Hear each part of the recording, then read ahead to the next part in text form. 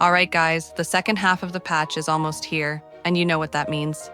Flins is finally making his big debut, right alongside a rerun for Yelan. Now, if you're heading into this without a clear idea of how many Primogems you can realistically get in Phase 2, you're basically flying blind.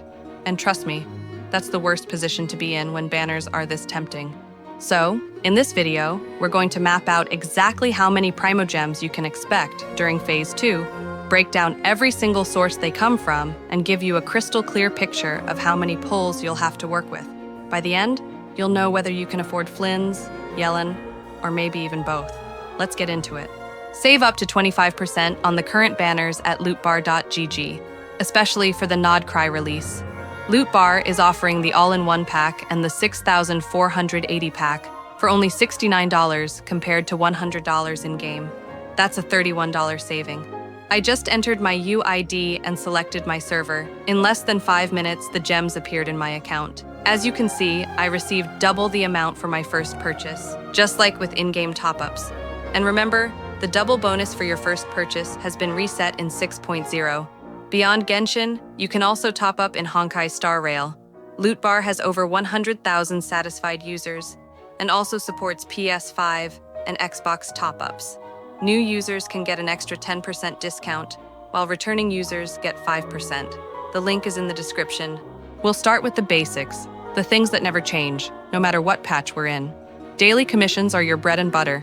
They might not feel like much day-to-day, but over the course of Phase 2, they add up to 1,260 Primogems. That's guaranteed income as long as you log in. It's not flashy, but it's reliable, and reliability matters when you're staring down the pity counter. Next up, we've got the Paimon Shop Reset. Don't forget this one. That refresh gives you 5 pulls, which is the equivalent of 800 Primogems in value. All you need to do is spend your Stardust. Please don't hoard it, just trade it in, and that's an instant cushion for your pity. Here's the first major difference in this phase. The Imaginarium theater is resetting. Last time the total was around 800 Primogems. This time, it's closer to 1,300. Why? Because there's a new stage added, plus first clear rewards built into it. That's a huge bump. If you skipped the theater before because it felt like too much work, this is the version you actually want to try. The entry list is wider, rewards are cleaner, and that 1,300 Primogem boost is nothing to ignore. Now, on the flip side, Stygian Onslaught is not resetting in Phase 2. Its next refresh will be in version 6.1, so don't count on it to save you this time. But one reset you can rely on is the Spiral Abyss. Phase 2 will see it turn over once, and that's 800 Primogems if you can manage a full clear. If you can't, no worries. Even half still pays out decently. Just push as far as you can, grab what you can, and keep moving. Now, let's talk about anniversary rewards, because these are spread perfectly across Phase 2. Starting September 28th, players will get 4 in-game mails, each with 400 Primogems. Since Phase 2 begins on September 30th, half of those mails land in the first half of the patch, and the other half drop squarely in Phase 2. So you can safely count 800 Primogems just from your mailbox. And that's not all. Starting October 1st, there's a check-in event that hands out 10 pulls. That's 1,600 Primogems in value. On top of that, you'll also get a Sanctifying Elixir and a Dust of Enlightenment. Small bonuses, sure, but still nice for artifacts. Just make sure you log in every day during that week. Phase 2 also brings a mix of events. Some co-op fun, some more chill, and solo-friendly. First, we've got Dodo's Blow-Ive Bombnanza. This is a co-op boss fight where you and your team toss jumpy dumpies at enemies. Clear all the stages, and you're rewarded with 420 Primogems. Then there's Lightner's Journey, which is basically the calmer, solo twin of that. It's a photography event where you go around capturing scenes at specific spots. Again, it pays out 420 Primogems. On top of that, there's a web event called Tracing the Heart's Journey.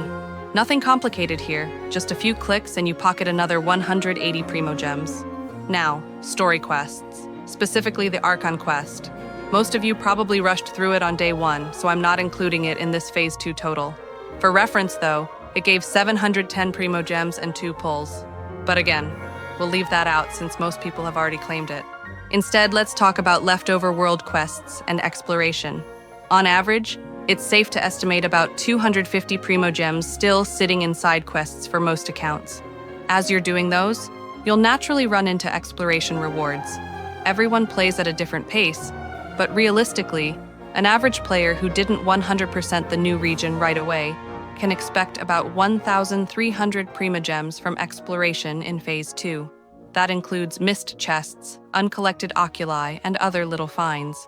The offering system in Nodcry is another steady trickle.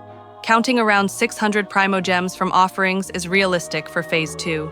Add in natural achievements, and you're looking at another 120 Primogems just from playing normally, testing teams, and exploring.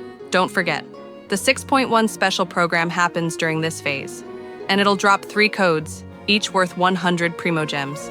That's an easy 300 Primogems, but the timers are super strict, so redeem them as soon as you see them. I'll post them on my channel right away, so subscribe if you don't want to miss that window again. Also worth noting, there are no update maintenance Primogems this time, since those will drop with 6.1, so don't count them yet. So, let's add this all up. Daily commissions, 1,260. Paimon Shop, reset 800. Imaginarium Theater, reset 1,300. Spiral Abyss, 800. Anniversary mails, 800. Anniversary check-in, 1,600. Events, Bonanza plus Journey plus Web, 1,020. World quests, 250. Exploration, 1,300. Offerings, 600. Achievements, 120. Livestream codes, 300. That brings the grand total to 10,150 Primogems, which is about 63 pulls. Now, if you've got the Blessing of the Welkin Moon active, that adds 90 Primogems per day. Over 21 days of Phase 2, that's 1,890 more, pushing your total up to around 12,040 Primogems, or about 75 pulls. That's honestly a really strong amount for just one half of a patch. And it's not just because of the new region hype. It's the theater reset, the perfectly timed anniversary rewards, a full 10-pull check-in event, plus all the reliable staples like Abyss and dailies. Now, here's the part a lot of you are probably wondering about. Which banner should you actually go for? The truth is, Flins and Yelan actually work really well together. Yelan's off-field hydro application lines up perfectly with Flynn's playstyle. You get smooth rotations, great uptime, and a team core that'll scale really nicely into future content. If your Primogems allow for it, aiming for both is actually a smart move. But if you can only grab one, then pick based on what your account needs the most. And of course, let pity guide you too. Sometimes it's smarter to stop and save, depending on where you land. If you can secure both though, you're locking in a flexible team that can handle just about anything the game throws at you. Just a quick reminder, the numbers I've given you are realistic averages. Your actual haul might be a little different depending on how you play. If you've already combed through every corner of the map and grabbed all the chests, you'll have less exploration income. If you're behind on Abyss, count what you know you can clear, not the full 800. These totals are meant as a practical map, not an ironclad guarantee. The goal here is to set healthy expectations so you don't end up disappointed or scrambling at the last second. So, that's the breakdown.